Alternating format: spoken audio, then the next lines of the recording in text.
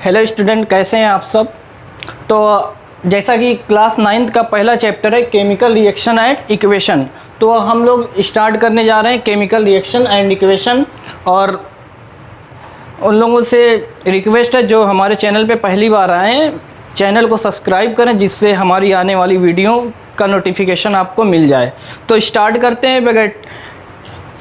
करते हैं chemical reaction and equation. तो सबसे पहले बात करेंगे केमिकल रिएक्शन क्या होता है। मैं डिफिनीशन ना बता के ज़्यादा से ज़्यादा कोशिश करूँगा कि उसको समझाने की कोशिश ज़्यादा से ज़्यादा ट्राई करूँगा, क्योंकि रही बात डिफिनीशन की, तो डिफिनीशन तो बुक्स में दी ही हुई है, उसकी कोई ज़रूरत नहीं मेरे ख्याल से। मैं समझाने की कोशिश करता हूँ ज़्यादा से ज़्यादा कि केमिकल रिएक्शन होता क्या है। तो ऐसी प्रोसेस जिसके द्वारा कोई नया सब्सटेंस बनता है उसे क्या बोलते हैं, केमिकल रिएक्शन बोलते हैं। अगर एग्जांपल लिया जाए, जैसे एक बात और समझनी इंपॉर्टेंट है कि जितने भी केमिकल चेंजेस होते हैं उन्हें क्या बोलते हैं, केमिकल रिएक्शन। जैसे आपने पढ़ा होगा कि चेंजेस दो टाइप के होते हैं, एक फिजिकल चेंज होता है और एक केमिकल चेंज होता है। तो ये बात ध्यान रखने वाली है, केमिकल चेंज को केमिकल रिएक्शन भी बोल सकते हैं। जैसे फिजिकल, तो चेंजेस का केमिकल रिएक्शन को समझने के लिए थोड़ा कुछ एग्जांपल लेते हैं हम लोग। जैसे अगर आइस से वाटर बनाना हो तो क्या करेंगे, आइस को हीट कर देंगे, वाटर में कन्वर्ट हो जाएगा। लेकिन ये अब एक चीज़ ये समझनी है कि ये केमिकल रिएक्शन नहीं है। केमिकल रिएक्शन ये किस लिए नहीं है, क्योंकि आइस जो होता है उसका फॉर्मूला भी क्या होता है, H2O होता है, और जो वाटर होता है उसका भी फॉर्मूला H2O ही होता है। क्योंकि ये इसमें सब्सटेंस चेंज नहीं हो रहा है, इसलिए क्या है, ये फिजिकल चेंज है, तो इसे केमिकल रिएक्शन में कंसीडर नहीं करेंगे। और ऐसे ही एग्जांपल ये है कि जैसे आटे से हम लोग लोई बनाते हैं, आटे से लोई बनाना ये भी कोई केमिकल चेंज नहीं है। लेकिन उसी लोई से क्या करें, अगर उसको सेक कर तवे पे या उसकी रोटी बनाई जाए तो ये क्या है, केमिकल चेंज है, क्योंकि सब्सटेंस चेंज होता है। तो केमिकल चेंजेस की ये प्रॉपर्टी सबसे पहले ये कि सब्सटेंस क्या हो जाना चाहिए, चेंज होना चाहिए। जैसे कागज़ को अगर जलाया जाए, कागज़ जल के कोई न्यू सब्सटेंस बन जाएगा, तो ये आपका क्या है, केमिकल चेंज है। केमिकल चेंज को ही क्या बोलते हैं, केमिकल रिएक्शन बोलते हैं। आइस से वाटर बनाएंगे हम लोग, सब्सटेंस का नेचर नहीं चेंज होगा, सिर्फ उसकी फिजिकल प्रॉपर्टी क्या हो जाएगी, बदल जाएगी। जैसे H2O, ये क्या है, H2O ये आइस क्या होगा, सॉलिड फॉर्म में होगा, और ये क्या होगा, H2O क्या हो जाएगा, लिक्विड फॉर्म में हो जाएगा। यानी इसका फिजिकल स्टेट क्या हो जाएगा, आपका चेंज हो जाएगा।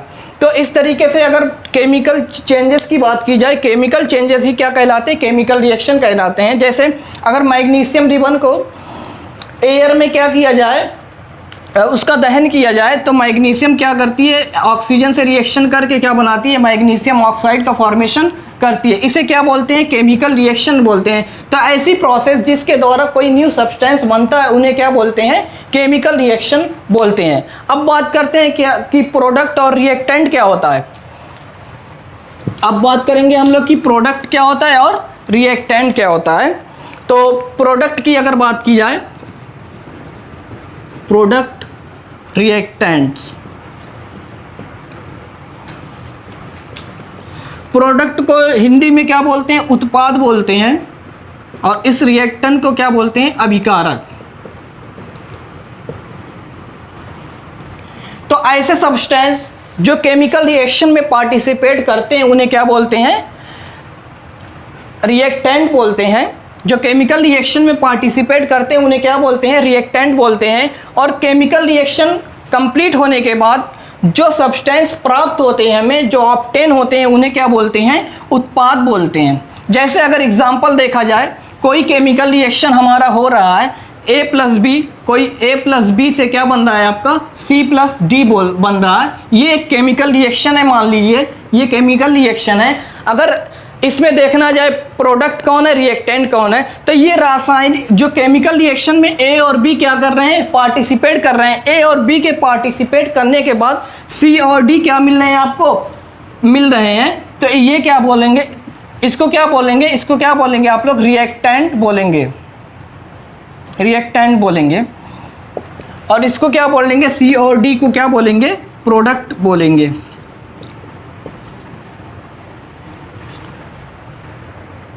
जैसे कि मैंने ये केमिकल रिएक्शन ली A+B से C+D, तो एरो के इस तरफ जो होते हैं वो क्या होते हैं आपके रिएक्टेंट होते हैं, और एरो के उस तरफ क्या होते हैं आपके प्रोडक्ट होते हैं। तो A और B क्या है आपके रिएक्टेंट हैं, और C और D क्या है आपके प्रोडक्ट हैं। फिर इसके बाद एक बात और करते हैं, जैसे केमिकल रिएक्शन जो होते हैं वो इरिवर्स केमिकल, पहली चीज़ तो ये है कि जो केमिकल चेंजेस होते हैं उन्हीं को क्या बोलते हैं हम लोग, केमिकल रिएक्शन बोलते हैं। तो जो केमिकल चेंजेस होते हैं नेचर में कैसे होते हैं, इरिवर्सिबल, मतलब उसको होने के बाद क्या किया जाता है, एक दूसरे में कन्वर्ट नहीं किया जा सकता। और जबकि फिजिकल चेंजेस होते हैं वो क्या होते हैं, रिवर्सिबल होते हैं। जैसे सॉलिड से आइस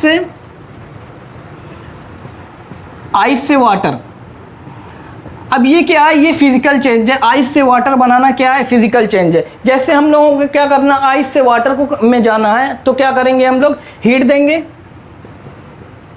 हीट कर देंगे, यानी इसको हीट करेंगे तो आइस क्या हो जाएगी, वाटर में कन्वर्ट हो जाएगी। फिर इसी वाटर को हम लोग वापस से आइस में ला सकते हैं। कैसे ला सकते हैं, अगर मतलब उसको कूल कर दिया जाए तो क्या होगा, वाटर फिर से क्या हो जाएगा, आइस में कन्वर्ट हो जाएगा। यानी जितने भी फिजिकल चेंजेस होते हैं वो इरिवर्सिबल होते हैं, और केमिकल चेंजेस क्या होते हैं, इरिवर्सिबल होते हैं।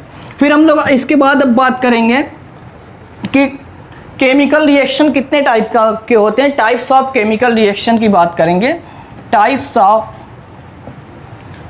Of chemical reactions, type of chemical reaction. तो टाइप ऑफ केमिकल रिएक्शन में हम लोगों को पहला पढ़ना है कॉम्बिनेशन रिएक्शन। कॉम्बिनेशन रिएक्शन को हम लोग अब समझते हैं।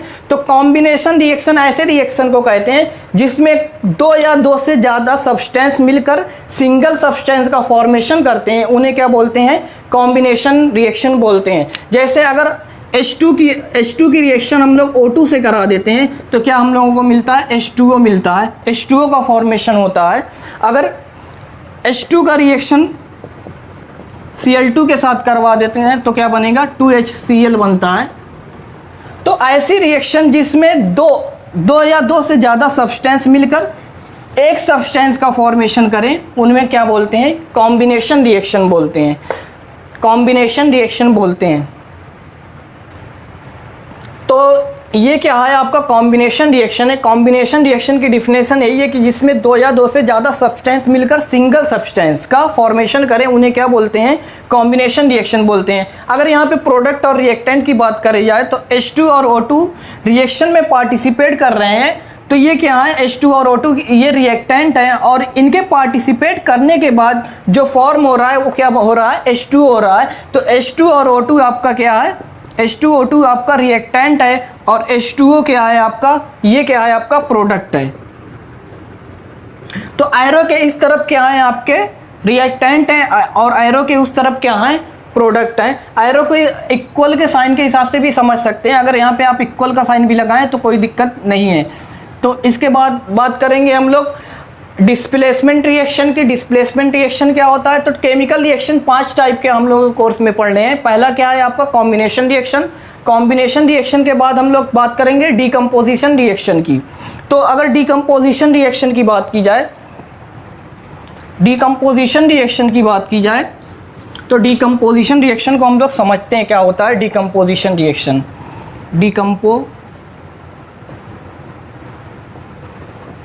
Decomposition reaction. तो कॉम्बिनेशन रिएक्शन क्या होता है कि दो या दो से ज़्यादा सब्सटेंस मिलकर सिंगल सब्सटेंस का फॉर्मेशन करें उन्हें क्या बोलते हैं, कॉम्बिनेशन रिएक्शन। और डीकम्पोजिशन का रिएक्शन, जैसे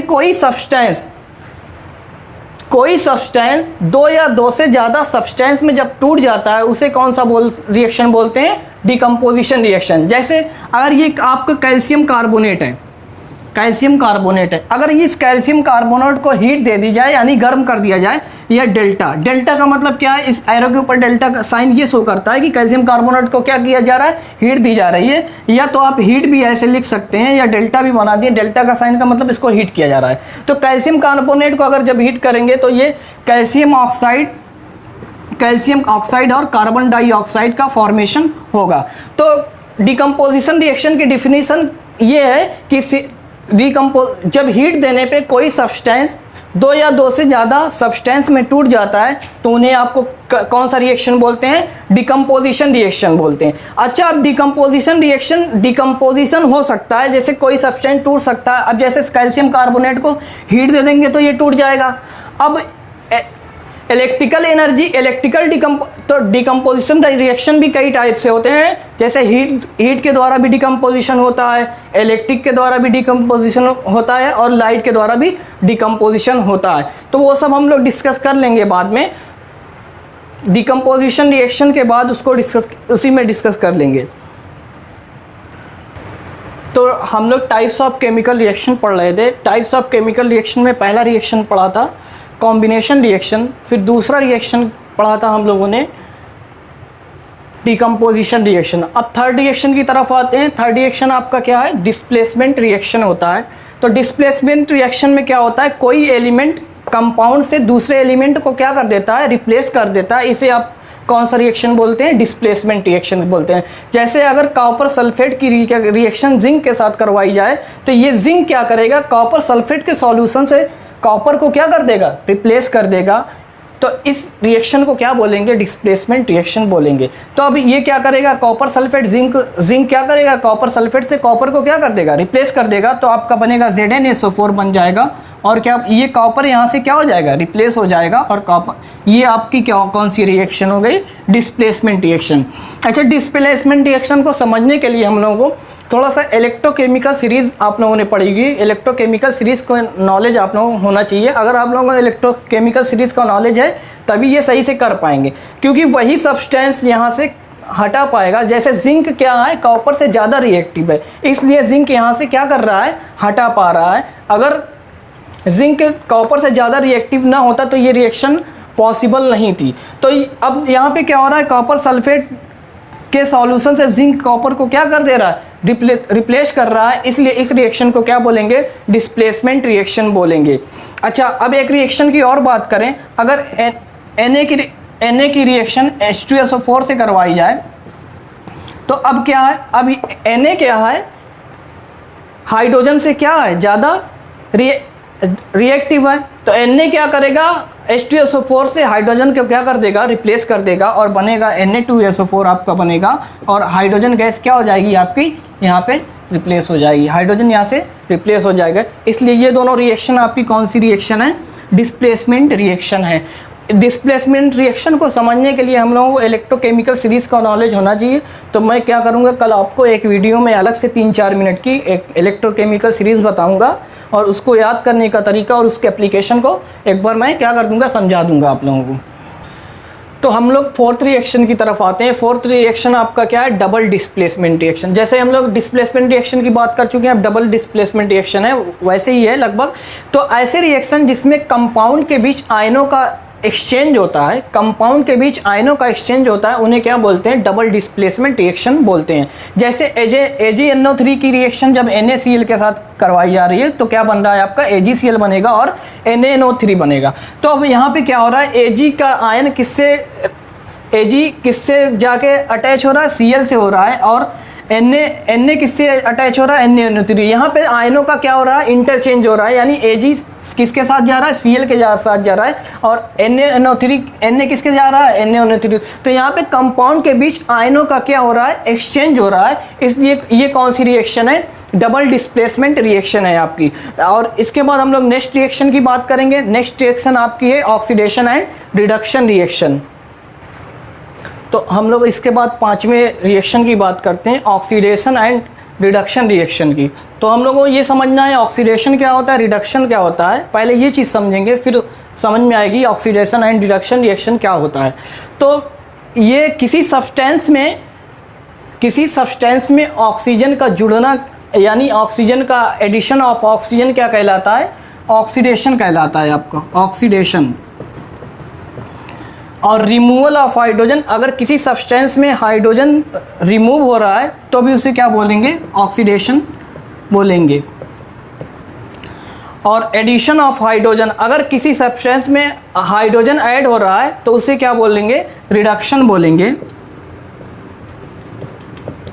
रिडक्शन बोलेंगे। अगर किसी सब्सटेंस से ऑक्सीजन निकल रहा है तो उसे हम लोग क्या बोलेंगे, उसे भी क्या बोलेंगे, रिडक्शन आपका बोलेंगे। तो ऑक्सीडेशन एंड रिडक्शन रिएक्शन क्या होता है, ऐसी रिएक्शन जिसमें ऑक्सीडेशन भी हो और रिडक्शन भी हो उन्हें क्या बोलते हैं, ऑक्सीडेशन एंड रिडक्शन रिएक्शन बोलते हैं। और ऑक्सीडेशन एंड रिडक्शन रिएक्शन को रेडॉक्स रिएक्शन भी कहा जाता है। तो एडिशन ऑफ ऑक्सीजन, अगर किसी सब्सटेंस में ऑक्सीजन ऐड हो रहा है तो उसे क्या बोलेंगे, ऑक्सीडेशन बोलेंगे। अगर किसी सब्सटेंस में हाइड्रोजन रिमूव हो रहा है तो उसे भी क्या बोलेंगे आप, ऑक्सीडेशन बोलेंगे। अगर किसी सब्सटेंस में हाइड्रोजन ऐड हो रहा है तो उसे क्या बोलेंगे, रिडक्शन बोलेंगे।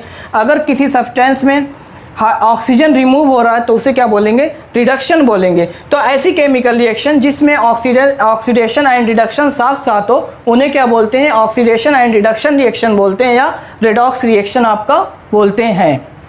ठीक है, एक एग्जांपल के through oxidation and reduction reaction को समझते हैं कि ऑक्सीडेशन रिडक्शन क्या, ऑक्सीडेशन एंड रिडक्शन रिएक्शन क्या होती है या रेडॉक्स रिएक्शन क्या होती है। तो ये एक रेडॉक्स रिएक्शन मैंने लिख ली है। अब यहाँ पे ये समझ इम्पॉर्टेंट है, समझते हैं इसको। जैसे अब ये अगर यहाँ पे देखा जाए CuO किस में जा रहा है आपका, कॉपर में जा रहा है। तो CuO कॉपर में जा रहा है। अब यहाँ से ऑक्सीजन रिमूव हो रहा है तो ऑक्सीजन का रिमूव होना क्या कहलाता है, रिडक्शन कहलाता है।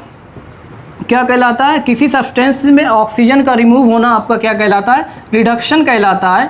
और ये H2O आपका किस में जा रहा है, H2O में जा रहा है। यानी यहाँ से H2 में कौन ऐड हो रहा है, ऑक्सीजन ऐड हो रहा है, H2O में कन्वर्ट होना है। तो किसी सब्सटेंस में ऑक्सीजन का एडिशन आपका क्या कहलाता है, ऑक्सीडेशन कहलाता है, ऑक्सीडेशन कहलाता है।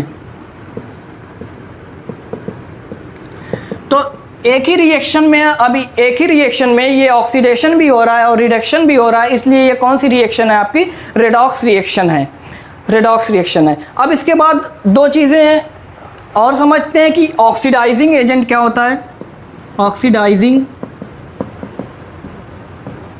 एजेंट और रिड्यूसिंग एजेंट। तो ऑक्सीडाइजिंग एजेंट और रिड्यूसिंग एजेंट की बात अगर यहाँ पे बात की जाए इस रिएक्शन में, तो CuO का क्या हो रहा है, रिडक्शन हो रहा है। और H2 का क्या हो रहा है, H2 का H2O में क्या हो रहा है, ऑक्सीडेशन हो रहा है। अब बात करते हैं कि अगर आपको ये रिएक्शन दी हो रहेगी और आपसे पूछेगा इसमें बताइए कि ऑक्सीडाइजिंग एजेंट कौन है और रिड्यूसिंग एजेंट कौन है। तो अब ये CuO किस में जा रहा है, CO में जा रहा है। यानी CuO का क्या हो रहा है, रिडक्शन हो रहा है, इसलिए ये CuO क्या है, ऑक्सीडाइजिंग एजेंट है। किसी रेडॉक्स रिएक्शन में जिस सब्सटेंस का रिडक्शन होता है उसे क्या बोलते हैं, ऑक्सीडाइजिंग एजेंट बोलते हैं।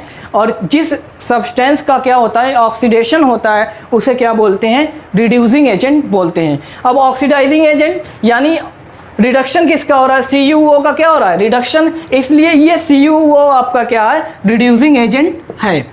अच्छा, अब ये Cu क्या है, ऑक्सीडाइजिंग एजेंट है। किसी ऑक्सीडेशन रिडक्शन रिएक्शन में जिस सब्सटेंस का रिडक्शन होता है उसे ऑक्सीडाइजिंग एजेंट, और जिस सब्सटेंस का ऑक्सीडेशन होता है उसे क्या बोलते हैं, रिड्यूसिंग एजेंट बोलते हैं। क्योंकि जाहिर सी बात है, अगर खुद का रिडक्शन हो रहा है तो दूसरे का क्या करवाएगा, वो ऑक्सीडेशन करवाएगा। यानी अगर यहाँ इस रिएक्शन में ऑक्सीडाइजिंग एजेंट की बात करें तो CuO क्या है, ऑक्सीडाइजिंग एजेंट है। और रिड्यूसिंग एजेंट H2 किस में जा रहा है, H2O।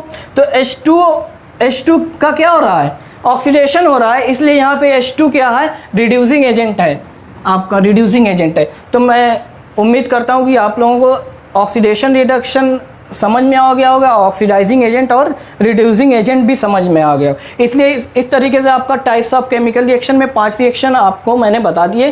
पहला रिएक्शन बताए कॉम्बिनेशन रिएक्शन, दूसरा क्या बताया, डिकम्पोजिशन, तीसरा डिस्प्लेसमेंट रिएक्शन, चौथा डबल डिस्प्लेसमेंट और पांचवा ऑक्सीडाइजिंग एंड रिड्यूसिंग एजेंट बताया। फिर इस तरीके से इस पे जितने क्वेश्चन होंगे आप लोग कर लेना। जो भी डाउट हो अगर लेक्चर से रिलेटेड तो उसे कमेंट बॉक्स में आप लोग डिस्कस कर सकते हैं, या आप लोग व्हाट्सएप ग्रुप में भी इसको पूछ सकते हैं। और ज़्यादा से ज़्यादा वीडियो को देखें और समझने की कोशिश करें। Thank you.